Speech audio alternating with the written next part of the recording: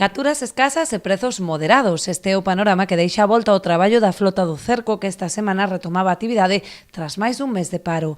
Apenas hai xurelo e a limitación de capturas da xarda está a dificultar a actividade pesqueira. Empezamos ao mar, viñamos para a terra, pero moi desgustados porque non se ve peixe. Cando se parou ainda había peixe, e agora empezou a flota casi todo ao mar, sacando un barco, o resto anda todo ao mar, e nada, collese moi pouquiño aí na Coruña, hasta moi pouco, e aquí para baixo, aquí pola nosa zona, todo por aquí, pois a flota non está facendo nada. E bueno, pois un ano non axudou outro, o ano pasado pois foi un ano bo, cando se empezou, que había moito xurel, este ano xurel, esperemos que atraque, pero xurelo de momento está se vendo pouco, despois ao non che deixar ir coller outros peixes, porque sardiñas algunhas veces, que non hai moitas, pero ainda se ven sardiñas, non as podes coller. Estás esperando que a xarda, pero a xarda tocan 3 kilos por persona, porque iso non é nada. O que toca de xarda é para ir un día ao mar, coller os 7 ou 8 mil kilos que non lle vai tocar aos barcos, e virse para a terra, e con eso non se vive o ano.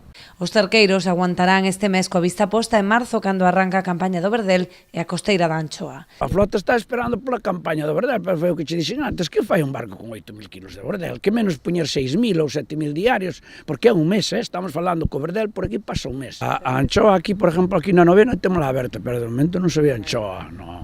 Víase no verán, moita anchoa pequena e tal, estuve traballando, que a flota pois algo defendeu a anchoa con esa anchoa que compramos alá en Andalucía, que xa é unha vergonza, porque deixamos de marchar a cota para alá, e agora nós temos que comprar os galleguiños, como sempre, pero agora non hai tempo da anchoa hasta o mes de marzo, e despois no mes de marzo tamén abre lá arriba, e bueno, supoñamos que a anchoa verá, máis ou menos, porque quedaba moita. Mentres tanto, dende a Cerga demandan á Administración a toma de medidas para paliar a difícil situación de armadores e tripulantes.